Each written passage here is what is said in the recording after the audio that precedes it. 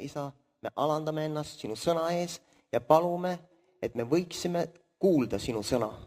Mitte oma ihulike kõrvadega, aga oma südamekõrvadega ja oma südamesilmadega võiksime näha, mis on sinu tahe. Jeesuse nimel. Amen. Palun võtta istet, suur tänu, ülistajad. Nagu alati on see olnud imeline, kui ülistajad ülistavad Jumalat, mitte ei esine meile. Ja täna see oli jälle nii, Siiri ja tema meeskond, suur tänu teile. Seal on suur vahe, kui me ülistame Jumalat või me mängime pilli lihtsalt ja laulame laule. Kui ülistustiim, ülistusjuht oma tiimiga ülistab ise Jumalat, siis see haarab kaasa. Ja tuleb selline üksmeel ja vägi sellesse paika. Ja alati, mitte alati, aga viimasel ajal meie pastor on öelnud, et see ülistus ei ole see, mis Jumalat meie ligi toob, vaid ülistus on see, mis paneb meid positsiooni ja avab meie südamed Jumala ligiolule. Sest Jumal on kõikjal, igal pool. Jumal ütleb, et me ei saa mitte ühtegi hingetõmmet teha ilma temata. Nii see on. Nii et ülistuses või ülistusel on väga tähtis roll Jumala teenistuses. Nüüd, järjekordselt olen ma kimbatuses, sest pastor helistas mulle ja ütles, võta või jäta, ma pidin võtma järjekordselt, et ma pean täna jagama Jumala sõna. Ma küsisin, et kas ma midagi muud ei või rääkida, ta ei lubanud, nii et te peate Jumala sõna täna kuulma. Ja täna me räägime armastusest, jälle. Aga täna ma räägiksin armastusest Jumala vastu. Ma tean, et te olete harjunud kuulma mind armastusest, kui me räägime abikaasade vahelistest armastusest ja suur tänu sulle. Ja lastest armastusest ja nii edasi. Aga Jumal pani mulle südamesse, et rääkida täna Jumala armastusest. Kindlasti te olete palju paremad sellest kui mina, aga ma jagan lihtsalt oma mõtteid teiega. Ja võtame lahti Jumala sõna Johannese evangeeliumist, 14 peatükk, Johannese evangeelium, 14 ja 15. Ja siin ta ütleb niimoodi, kui te mind armastate, siis pidage minu käske. Kui te mind armastate, siis pidage minu käske. Nii et kui keegi ütleb, et ma armastan Jumalat, aga ei pea tema käske, siis tegelikult ta valetab. Nii see on. Jeesus on öelnud, kes mind armastab, see, kes peab minu käsusõnu. Eks ole? Kas ma hakkan süüdistama ka täna teid või? Tänu Jumalale. Süüdistus ei ole Jumalalt. Nii et ma püüan teid mitte süüdistada, lihtsalt rääkida tõde. Ja niisuguses armastuses, nagu mina oskan. Kui Jumal on määranud armastuse tingimuseks, Jumala vastu armastuse tingimuseks, pidada tema käske, siis sellest tegelikult lähtub absoluutselt igasugune armastus. Kui näiteks mina ütlen oma abikaasale, et mina teda armastan, aga ei pea Jumala käsku oma abikaasa suhtes, siis tegelikult ma eksin kahe isiku vastu. Üks on minu Jumala vastu ja teine minu abikaasa vastu. On loogiline. Tänu Jumalale. Niisiis, kui Jumal on öelnud, et mees peab armastama oma naist, nii nagu iseenda enese ihu, ja kui see mees ei tee seda, siis ta mitte ei eksi üksnes oma abikaasa vastu, vaid eksib ka oma Jumala vastu. Ja kui naisele on öeldud, et ta peab meest kartma, mehed ütlevad halleluuja. Kui naisele on öeldud, et ta peab meest kartma, siis ma ei usu seda, et ta peab pärisema mehe kõrval. Vaid see on aukartus, sest kui Jumal ütleb oma sõnas, et meie peame Jumalat kartma. Uskuge mind, kui te kardaksite Jumalat, ei oleks täna siin. Selles mõttes hirmu tundma Jumala ees. Vaid see Jumala kartus, ma usun, et me oleme sellest aru saanud, on nagu lugupidamine ja respekt Jumala olemuse vastu, tema väe vastu, tema tarkuse vastu ja nii edasi. Samamoodi kui naine peab kartma meest, nagu Jumal ütleb, siis see ei tähenda seda, et naisel ei ole oma arvamust. See ei tähenda seda, et naine ei julge öelda oma arvamust. Ja kui mees peab armastama naist, siis see ka ei tähenda seda, et mees teeb kõik naise eest ära. Kelle eest Jumal on kõik ära teinud. Mina käisin täna ise tualetis. Jumal ei viinud mind sinna. Sa mõistad, millest ma räägin. Nii et alati ei ole see niimoodi, et kui mind armastaks minu naine, et siis ta teeb kõik minu eest ära ja elab nii-öelda 24/7 ainult minu jaoks, et ma ei jõua enam isegi ennast keerata oma asemel. Et naine tuleb ja keerab linadega. See ei ole see armastus. Eks ole? Ja samamoodi, nagu meie peame pidama käske, kui me Jumalat armastame, siis me peame uurima ennekõike seda, mis Jumala sõna ütleb. Vaatame korra Matteuse evangeeliumisse. Väga tuttav peatükk. Matteuse evangeeliumis 6. peatükk ja 33 salm ütleb niimoodi. Ent otsige Eesti Jumala riiki ja tema õigsust. Siis seda kõike antakse teile pealegi. Ärge siis olge mures homse pärast, sest küll homne päev muretseb enese eest. Igale päevale saab küllalt omast vaevast. See tähendab seda, et kui Jeesus ütles, et see on, kes teda armastab, kes peab tema käske, siis mitte kuskile ei kao meie vajadused leiva järgi, peavarju järgi, riiete järgi ja nii edasi. Mitte kuskile ei kao. Ja siis minu küsimus on, et kui mina armastan Jumalat ja pean tema käske, et kas ta jätab mind siis paljaks? Üldiselt ei ole jätnud siiamaani, nagu te näete. Sind ta ei ole ka paljaks jätnud. Jumal tahab, et me armastaksime teda ja ütleb, et me otsiksime enne kõike tema riiki ja tema õigsust. Kas Jumal on siis isekas? On isekas, jah? Aga siis ta ju ei ole isekas, kui see tuleb meile kasuks. See on nii teaduslik sõna, Meelis, et ma ei teagi, mis see tähendab.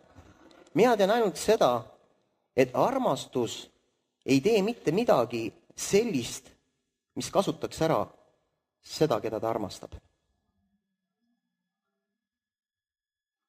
Kui Jumal ütleb, et mina pean oma abikaasat armastama, ja kui mina teen midagi sellist, mis kasutab minu abikaasat ära, siis ma tegelikult manipuleerin. Ja pastor ütles, et see on nõidus.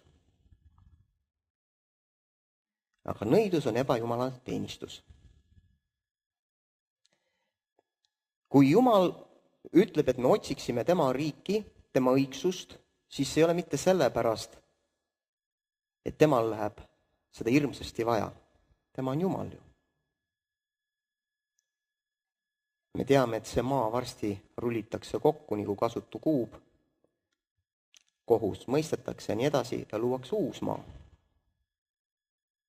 Kui Jumal ei oleks armastus ja kui Jumal ei armastaks meid, teeks ammu seda juba. See asi läks nässu. Mõtlesin küll, et Ergost saab ka ükskord asja, ei saanud. Kriips maha, uus Ergo. Ja see ei ole armastus. Kui Jumal ütles, et mina peaksin teda otsima, siis tähendab,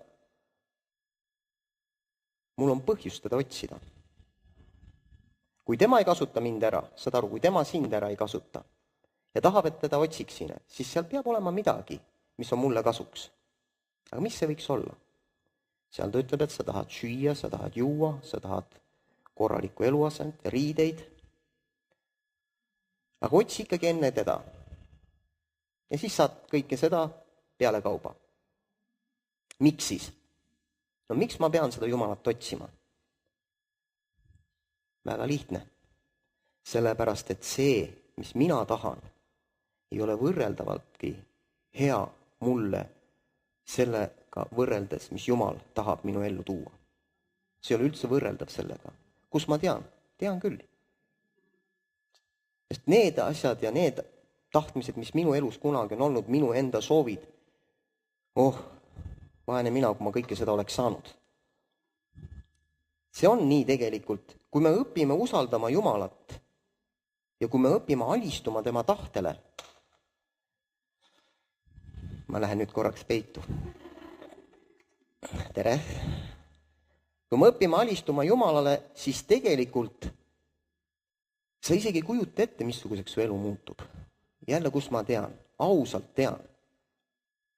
Ma isegi lootnud, et ma võin olla nii õnnistatud oma abikaasaga suhtlemises, oma lapsega või lastega suhtlemises, lapsega sellepärast, et üks on ainult kodus, teised on välja lendanud. See on imeline. See on täiesti nauditav. Tead, kui üks mõte, mis Jumal täna hommikul rääkis, kui ma olin temaga, et vaata, kui sina kogu aeg võitled oma abikaasaga ja kui sul ei jätku silmi abikaasa suhtes, mis temas head on, püüate kogu aeg nagu kohta kätte näidata, et kes nüüd majas boss on, siis Jumal tegelikult ei saa mitte midagi selles abielus teha. Teine asi on see, et kui meie abielu suhtes, minu ja minu abikaasa suhtes, paneb meid teineteise lähedusse ja sellist üksmeelset kogemust kogema, ainult väljapoolt tulevad raskused. Keegi ütles koolis sinu lapsele midagi või peksis või kiusas või mis iganes. Muidu minu abikaasa ütleme, on hall hiireke, on ju. Aga siis, kui midagi sellist väljapoolt rünnakut tuleb, siis on ema lõvi, eks ole. Aga kui sa ainult siis tunnustad oma abikaasat ja oma lapsi, kui on sellised väline press sinu elu peal, siis seda sa saadki. Sest Jumal tahab, et me oleksime üksmeeles, eks? Ja kui seda üksmeelt toob ainult meie ellu ja meie abiellu ainult see, et väljapoolt on kogu aeg mingi press, et siis me nagu märkame teineteist, siis te saategi seda pressi. Aga kui sa märkad igapäevases elus oma abikaasat, kui sa igapäevases elus annad tunnustust lastele, siis tegelikult sa hakkad iga päev seda saama ja siis tuleb selline Jumala rahu selle abielu üle. Mis on kõige suurem takistus armastusele? Isekus, iseenese õigsus. Kas Jumalal on õigust kohut mõista? On. Aga kas ta mõistab kohut? Täna. Ükskord kindlasti, aga täna ta ei mõista. Kas ma olen eksinud Jumala vastu? Palju kordi. Kas minu abikaasa on eksinud minu vastu? Mõnikord, vähest harva. Kas mina olen eksinud? Peaaegu mitte üldse. See on minu õigsus, eks ole. Nüüd, kui Jumal ei mõista kohut meie üle, meie eksimuste pärast, ja meie hakkame oma õigsust taga ajama, siis sellel abielus ei ole küll mitte mingit sellist õnnistust. Mida rohkem meie oleme valmis oma õigsusest loobuma, nii nagu Jumal, nii nagu Kristus, kui ta tuli siia maa peale, siis tal oli tegelikult õigus, olgem ausad, ta on Jumal. Ta tuli küll inimese poja sarnasena, aga ta tuli Jumalana siia maa peale. Tal oli õigus. Vennad, Jakobus ja Johannes püüdsid tuld taevast alla tuua. Aga mitte Jeesus. Jeesusel oli see õigus. Aga vahest on selline tunne, et Jumal, muuda mu abikaasat. Las püha vaimu tuli tuleb ja puhastab teda. Ei, te ei saa aru, millest ma räägin muidugi. Või siis lastega, samamoodi. Tead, mis ma olen õppinud? Olgugi, et ma olen nii noor mees veel alles, ma olen õppinud seda, et kui mina lapse vanemana vahest panen oma õigsuse kõrvale ja lasen lastel oma iseloomu kujundada selle läbi, et vahest isegi see, mis mul õigus on, ei too esile, siis see jõuab talle palju kiiremini kohale, kui ma kogu aeg võitleks temaga. Ruuben ütles päevale, halleluuja. Vabanda, kui ma solvasin sind, aga tegelikult see on niimoodi. Kui me laseme lastel kujuneda, jah, see ei tähenda seda, et meil on vaba kasvatus, ehk siis kasvatamatus. Loomulikult on piirid, väga selged piirid, aga kui ma vahest isegi tean, et see, mis ta teeb, on vale, aga lasen tal selle väikse kõrvetuse kätte saada ja siis pärast ei hakka mitte parastama, no ma ju ütlesin, on ju, vaid siis mõtled, kuidas te koos selle jama ära saate lahendatud, siis see jõuab palju kiiremini kohale kui see, kui ma kogu aeg ütlen, seda tohib, seda ei tohi. Vähemalt minu lastel on see jõudnud niimoodi kohale. Ma ei tea, kuidas teie lastega on. Nii et tänu Jumalale. Aga vaatame nüüd, mis on käsk. Jeesus ütles, et see on, kes mind armastab, kes peab minu käske. Aga mis on käsk? Sa ei tohi tappa.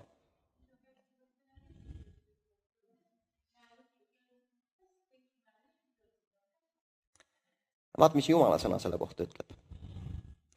Jumala sõna ütleb Johannese 15:12. Mis on käsk? Ja Galaatia 5:14.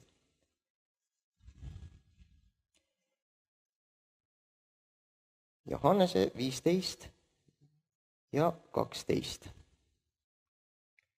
See on minu käsusõna, et te armastaksite üksteist nõnda, nagu mina teid olen armastanud. Vaata, mis Galaatia kiri ütleb. Galaatia 5:14 ütleb niimoodi.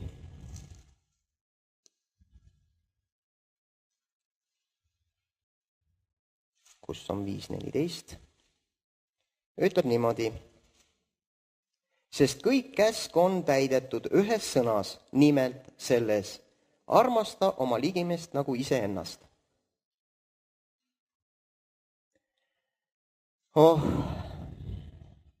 Nii suur käsk, ma pean armastama. Me teame, mis on armastus. Me oleme lugenud armastuse kiitusest, eks ole, 13.4. Ja tegelikult ei ole üldse raske armastada. Sest kui sa tegelikult armastad, siis armastus ei tahagi. Armastus tegelikult ei tahagi midagi vastu saada. Aga kui me tahame juba midagi vastu saada, ma ei tea, kas sul on olnud selline tunne, et ma kogu aeg armastan ja armastan ja armastan ja keegi mind ei armasta. On, siis sa ei ole veel armastama hakanud. Sest armastus ei taha tegelikult vastu saada. Vabanda. Eks. Tead, kui sul tuleb selline tunne, et ma olen nii palju juba armastanud ja keegi mind ei armasta, siis on aeg Jumala juurde minna. Jumala palge ette. Ja uuesti saada armastatud. Uuesti. Selles mõttes, et Jumal ütleb sulle, kuule, Jeesus on risti peal käinud, sinu patud on kõik lunastatud, eks ole, su tulevik on palju parem kui sinu minevik, sest isegi siin maa peal ei ole nii head elu, kui on Jeesuse juures. Eks ole? Et sul tegelikult ei ole millestki puudus ja siis sa lähed selle värske üles ehitatud emotsiooniga ja armastad edasi. Neid kõiki, keda sa pead armastama, nagu iseennast. Tegelikult armastada ei ole raske, sest Jumal ütleb oma sõnas, et tema on oma armastuse püha vaimu läbi meie sisse juba valanud. Järelikult sul on võimekus armastada kõiki teisi nii nagu iseennast. Kuidas iseennast armastad? Lased kõigil ennast armastada. See on ka oskus. Mina ütlen, et ma olen väga kehv selles. Tead, mind on õpetatud niimoodi, et õige mees peab kõike oskama, kõike suutma, kõike teadma. Väga sarnane Jumalale pidi õige mees olema. Ja siis, kui minu abikaasa vahest tahab mind teenida, katab laua ja nii edasi, ma saan ise. Et ma võtan nagu inimestelt rõõmu ära seda, et nad saaksid teisi teenida. See on viga, nii ei tohi teha. Kuidas nemad siis õpivad mind armastama? Kui keegi tahab sulle midagi anda, mis sa nüüd, mis mina, võta tänuga vastu, et kus tema külvata saab. Ta ei saa ju külvata. Keegi teeb ukse vastu, mine nüüd siit. Meil täna Randoga tuli, me ei teadnud, kumb ennem uksest sisse läheb. Teinekord mõtleme, et peab mõlemad uksed lahti tegema. Saavad korraga minna. See on see tagasihoidlikkus või siis ütleme, võlts tagasihoidlikkus, et ei lase ennast teenida. Kui Jumala armastus elab meie südames, siis tegelikult meie südames elab ka selline teenija vaim. Ja see saab toidetud ainult siis, kui ta tegutseb. Ja kui meie oma abikaasat teenime iga päev ja nii edasi, või oma lapsi teenime, pastorit teenime, kuidas iganes töö juures tööandjat teenime, ja nüüd, kui järsku see, keda sa oled teeninud või keegi teine tahab sind teenida, siis lase seda teha. Sest Jumal ütleb, et kes teisi kastab, seda kastetakse, eks ole. Ja kui tema nüüd kastab sind, kas siis teenindusega või heade sõnadega midagi, siis tead, ära tõmba kriipsu peale. Mina eksin kogu aeg selle vastu. Sest kurat on ju valetanud, et uhke oled, ja näed, võtad kõik au endale, Kristusele pead au andma. Ja loomulikult, oma südames ma annan alati au Jumalale ja ma tänan Jumalat nende inimeste eest, kes teenivad mind. Aga jõle raske on, ausalt. Ta tuleb ja toob sulle kohvi. Ma saan ise, et käed, jalad otsas, saan ise kätte. Ei, lase teenida. Kus tema oma kohvi saab? Ta peab ju külvama midagi. Eks ole?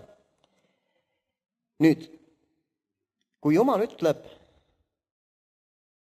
et armastus, või tähendab, et käsk on see, et me peame armastama oma ligimest nagu iseennast, siis kes on sulle kõige lähemal peale sinu iseenda?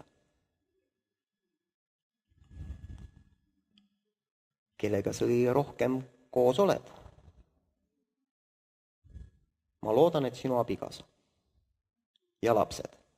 Ma väga loodan. Ei, see ei ole naljakas, sest vahest me käime tööl väga palju.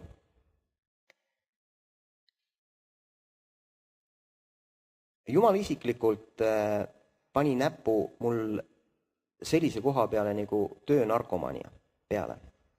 Ega see on täpselt samasugune narkomaania nagu muu. Kui meie meestena ei võta kuulda oma naisi ja ei puhka, siis ühelt maalt me ei hakka enam nägema seda, mis on õige ja mis me peame tegema. Ja samamoodi, kui naine hommikust õhtuni kogu aeg küpsetab ja keedab ja kunagi ei võta aega selle kvaliteetse suhtlemise suhtes, siis te muutute võõraks teineteisele. Meie peres, vähemalt meie abikaasaga, on üks kõige selline kallim aeg on hommiku kohvilaua aeg. Sest kui õhtul sa väsinud oled, proovi keskeneda. Väga raske on aru üldse saada, mis naine räägib. Ja samamoodi on abikaasal. Kui tema tuleb trennist või kuskilt, küsin, kus läks, normaalselt. Siis ma tean, selge, väsind. Ootame kohvilaua ära ja hommikul siis hakkab sealt tulema nagu püsist, et kuidas läks või kuulipildudest. Seda tegime, teist tegime, see. Super. Ei, see on tõsi. Kui me väsitame ennast ära tööde ja tegemistega ja igasuguste kohustuste täitmisega ega ei võta sellist kvaliteetset aega, siis tegelikult me hakkame nagu kaugenema. Ja tead, see tuleb nii märkamatult. Sest nii palju on teha. Kogu aeg on vähe. Sul võib olla hunnik töölisi all, ikka on palju teha. Sul võivad lapsed kõik ära teha, ikka on palju teha. Sellepärast tuleb võtta aeg maha ja armastada oma ligimest, nagu iseennast. See tähendab, ega muidu Jumal ei ole ju öelnud, et 6 päeva nädalas tehke tööd. 1 päev olgu hingamispäev. Meie muidugi mõtleme, et 6 päeva võiks hingamispäeva olla. 1 päev võiks teha tööd ka. See on teine äärmus. Aga täpselt samati nii nagu laiskus on hukatuseks, on ka ületöötamine hukatuseks. Tasakaalu hoidmine on see, mis viib sind edasi. Mitte see, et sa paned. Me peame leidma selle tasakaalu oma elus, et meil oleks piisavalt aega Jumalaga, mitte ainult siis, kui mul mingi kohustus kirikus on. Ma täna tegelikult ei pidanud tulema. Mul oli plaanid tehtud. Juba tahtsin pastorile öelda, ta sai ennem. Nüüd ma olen siin. Et kui sa tuled kirikusse ainult siis, kui sul mingi kohustus on. Või sa paastud ja palvetad siis, kui sul mingi probleem. On ju, et siis, kui vajadus tekib. Ei. Tead, ausalt öeldes minu kõige suurem selline aeg Jumalaga veetes on siis, kui ma sõidan autoga. Ma ei tea, miks see niimoodi on, võib-olla ma sõidan liiga palju. Aga kui ma sõidan autoga, siis iseenesest hakkavad keeled voolama, ma olen tänulik ja rõõmus Jumalaga ja vahest ma olen sõitnud sihtpunktist mööda hoopis. Ükskord ma tulin kuskilt, ma ei tea, Tallinna poolt ja Tallinna poolt pidin, või tähendab Lihula poolt pidin pöörama ära Pärnu peale, ükskord avastasin Virtsus hoopis. Eks? Et see on selline hea aeg ja ausalt, ega mul ei ole tavaliselt selliseid vajadusi, mille eest ma hirmsasti palvetan seal. Lihtsalt ma olen rõõmus koos Jumalaga. Ja see on selline kvaliteetaeg ja peale seda asjad nagu laabuvad palju kiiremini. Kuidagi nagu teised tahavad minu eest nagu tööd teha, selline tunne on nagu. Kõik läheb korda. Nii et me peame seda kvaliteetaega leidma. Ilma selleta ei saa, ilma sellise lähedase kontaktita ei saa armastada tegelikult. Ja täpselt samuti peab olema meil selline harmoonia ja võimekus olla abikaasadega lähedased. Jah, Jumal ütleb, et tegelikult, et mees ja naine ei peaks üldse eralduma teineteisest, kui muidu ainult, et natukene palveks. Kaasajal on see väga raske. Ma saan sellest aru täiesti. Aga me peame tegema teatud otsused oma elus, kus me võtame sellise kvaliteetse aja, kus ei ole lapsi, kus ei ole vanemaid, kus on ainult mina ja sina abikaasaga. Mina ei tea, kuidas teiste naistega, aga minu abikaasaga on niimoodi, et see nõuab aega ennem, kui ta hakkab avama oma unistusi ja muid selliseid südamesoove. See ei ole niimoodi, et istu maha, räägi, mis su südames on. Ma ei tea, kuidas teil teised õed on. Aga see võtab sellist, nagu mingisugust sellist ajavahemikku, kus me arutame asja nii edasi, et tekib selline vaba õhkkond. See on väga imelik öelda küll, et abielus olles ei ole alati vaba õhkkond. Ma ei tea, kas teie saate sellest aru. Aga vahest on selline muud mõtted kogu aeg siin kuklas panevad põmmadi, niimoodi, et lihtsalt nagu ei kuulegi, mis teine räägib. Ja selleks on vaja teatud aeg, et sul mõtlemine maha rahuneks ja et sa keskendaksid ja kuuleksid ka, mis ta räägib. Ma ei tea, kas te saate sellest aru. Ma püüdsin väga, aga läks, kuidas läks. Nii et hetkool on õpetanud, et suhtlemine on elu alus. Suhtlemine on elu alus ja see on totaalselt tõsi sellepärast, et meil on vaja erinevaid aegu. Meil on Jumalaga vaja aega võtta, isiklikult suhelda. Jumalaga on see hea asi, et sa võid igal pool taga suhelda. Aga selleks, et abikaasaga suhelda, siis on 2 varianti. Kas sina lähed tema juurde või tema tuleb sinu juurde. Muud varianti ei ole. Olgem ausad, e-maili teel ei ole nagu kõige nagu lähedasem suhe. või sõnumiga. See ei ole kõige lähedam suhe. Nii et, ja samamoodi on lastega. Kui me tahame tõesti oma lapsi mõista või et meie lapsed meist mõistaksid, siis me peame lihtsalt suhtlema. Ja lähedaselt suhtlema. Ja neid kuulma ka, mis nad räägivad. Kas nad proovivad meid lastevanematena? Palju kordi. Veel kord küsimus, kes meist täiskasvanu on? Meie oleme täiskasvanud, nii et me peame siis ikkagi natukene nagu mõistlikumad olema kui meie lapsed. Nojah. Nii et suhtlemine on elu alus ja armastuse käsk, või tähendab, käsk on tegelikult armastus. Kui Jumal ütleb, et meie peame armastama ligimest nii nagu iseennast, siis me peame õppima ennast ka armastama. Ja tead, mis on kõige suurem enesearmastus? See, kui sa lased Jumalal teha tööd enda sees. Vaatame korra Rooma kirja. Sa tead kindlasti seda, Rooma 8. Näe, mul tuli ilusti piibel lahti. Rooma 8 ütleb niimoodi, 12. Sellepärast nüüd, vennad, õed ka, oleme küll võlglased, aga mitte lihale, et elate liha järele, sest liha järele elate, siis te surete, aga kui te vaimu läbi ihuteod suretate, siis te elate. Ühesõnaga, sa ei pea liha ära suretama. Las ta tahab süüa. Aga sina oma vaimu läbi, Jumala vaimu läbi, ütled, see ei ole sulle hea. Või see on sulle väga hea. Liha tahab mõnuleda.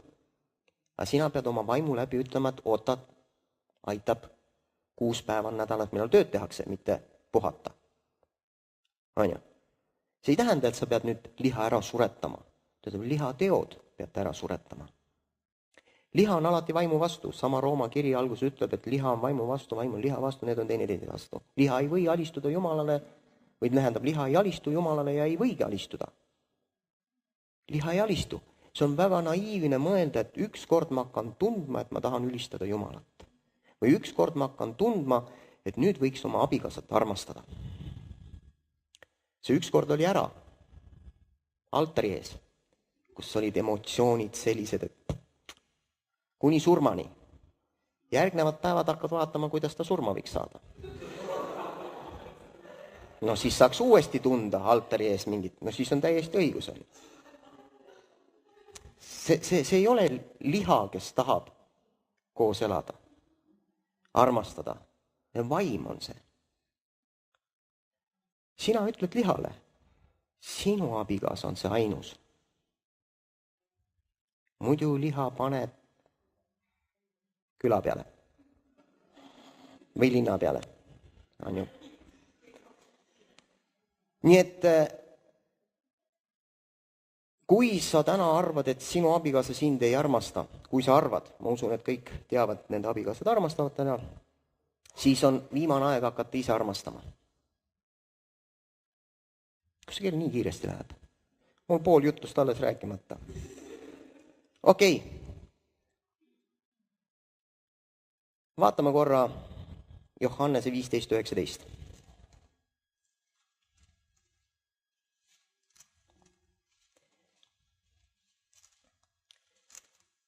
Muidu ma jäängi rääkima siin ja tiirutama. Johannese 15:19.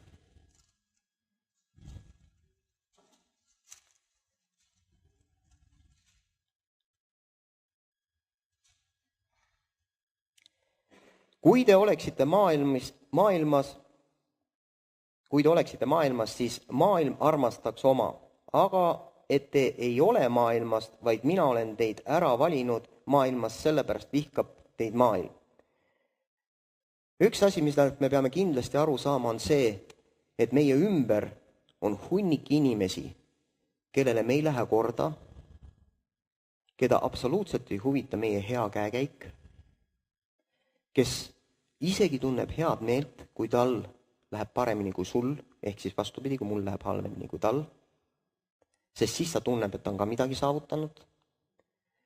maailm ei hakkagi kunagi meid armastama. Me võime elada oma elu pühalikult, nagu kristlased ikka, ja võime olla isegi jõukad, aga maailm meid armastama ei hakka. Jah, ta armastab seda raha, mis sul on, aga mitte sind. Kohe kindlasti mitte. Nüüd, see on suur õnnistus, et meil on abikaasad. Halleluuja. Üks on õnnelik abielumees siin. See on tõesti suur õnnistus, sest meie abikaasad toovad esile meie seest just need head iseloomujooned, mis Jumal on meie sisse pannud. Sest see on abielu tegelikult eesmärk. Ehitada üles teiselt poolt seda head, mis Jumal tema sisse on pannud. See on juhul, kui see abielu on normaalne. Kui abielu ei ole normaalne, siis juhtub selline asi, nagu üks mees ütles. Abiellusin ingliga, kus see nõitsija sai. Kui mees armastab oma naist, tunnustab teda ja nii edasi, siis see naine muutub järjest rohkem ja rohkem naiselikuks ja pühamaks, nii nagu Jumal on tema sisse pannud, naiseks teinud. Ja samamoodi on mehega. Kui naine tunnustab meest, aktsepteerib teda, kardab, siis mees muutub järjest mehelikumaks. See on Jumala poolt loodud niimoodi, et tegelikult iga inimene vajab abikaasat. Sest on mees ja naine, on üks tervik, Jumala looming. Ennem oli jah ainult mees, oli Jumala looming. Nüüd on mees ja naine.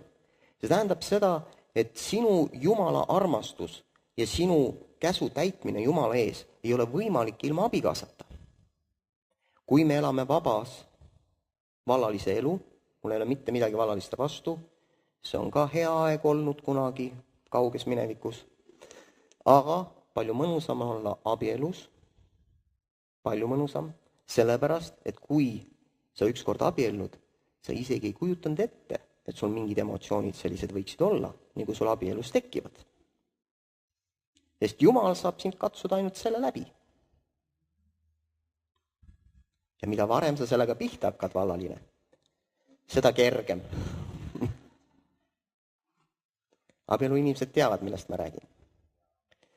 Nii et täiusliku käsu täitmine, ei see, kui sa oled Jumala poolt kutsutud vallaliseks, see on hoopis teine asi, ma ei räägi sellest. Aga kui sa oled abielus, siis tulevad teatud kohustused. Näiteks, mis viga on elada, kui sul ei ole lapsi? Isegi abielus on hea olla, kui ei ole lapsi. Algul oled üksinda, on ainult mina, minu õigsus, siis abiellud, siis on juba 2. See on tema ja minu õigsus. Ja need peavad kuidagi üheks saama. Raud ihub või kivi ihub kivi ja teine inimene teist inimest, eks. Aga siis sünnib laps ja enne imet, sinu abikaasal enam ei olegi sinu jaoks aega. On ju? Saate aru, millest ma räägin? Ja. Anu ja Tarvo teavad täpselt. Et siis ei ole enam mitte 2 isiksust ja 2 õigsust, siis on juba 3 ja mõnel pool juba 6.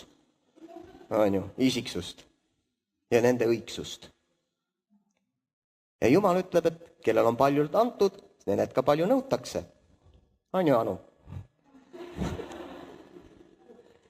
Ja siis tulevad igasugused iseloomud välja. Vähe sellest, et sa pead nüüd oma abikaasaga tegelema ja teda armastama, sa pead lapsi ka armastama ja nende õigsusega arvestama. Hämmastav. Jumala tarkus on hämmastav.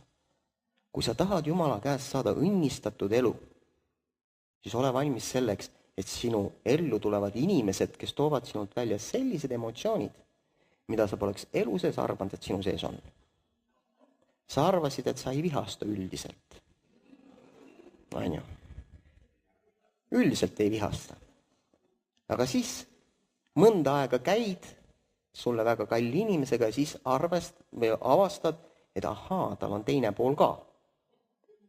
Et muidu ta oli ju tõesti inglike. Aga siis, kui nagu tuba hakkas külmaks minema, siis juba nagu leidis, et Et vähemalt tuleingel ta küll ei ole. Saate aru, mis ma räägin, jah? Nii et maailm ei hakka kunagi meid armastama. Miks ma selle esile tõin? Ma usun, et Jumal tahab öelda, et kui me oleme kristlased ja kui me otsime endale abikaasat,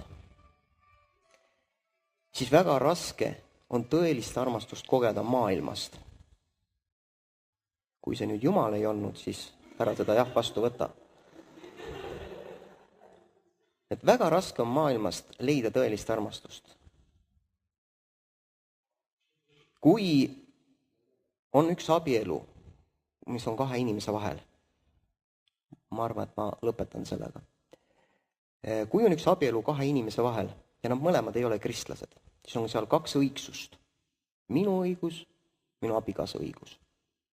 Ja need kogu aeg ragistavad.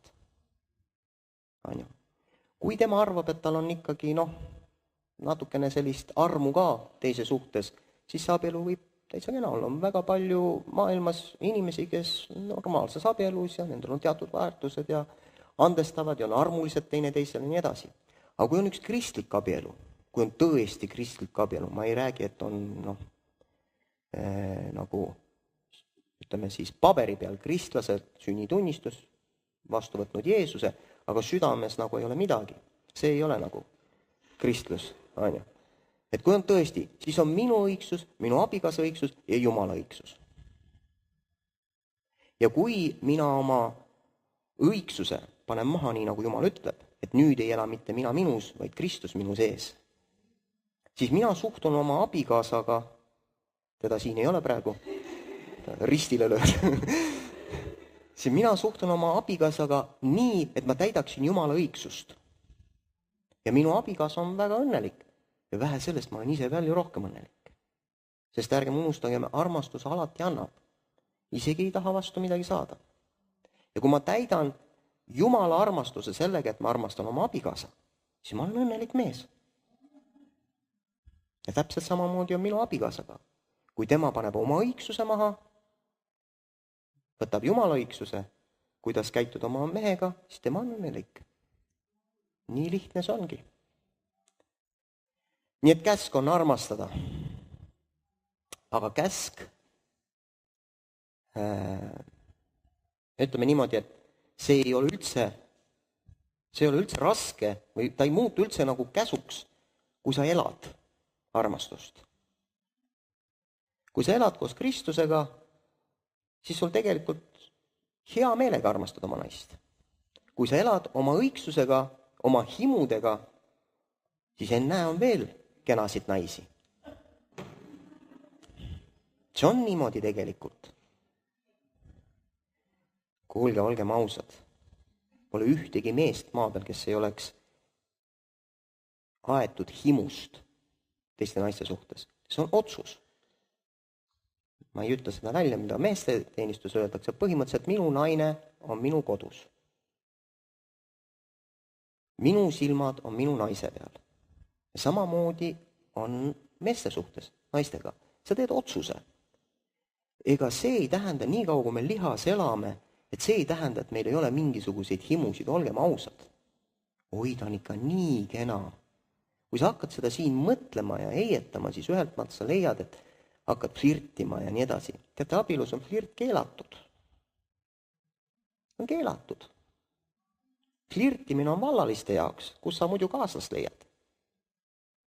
Sa pead ikka võitlema ta endale. Tegelikult pead armastama ta endale.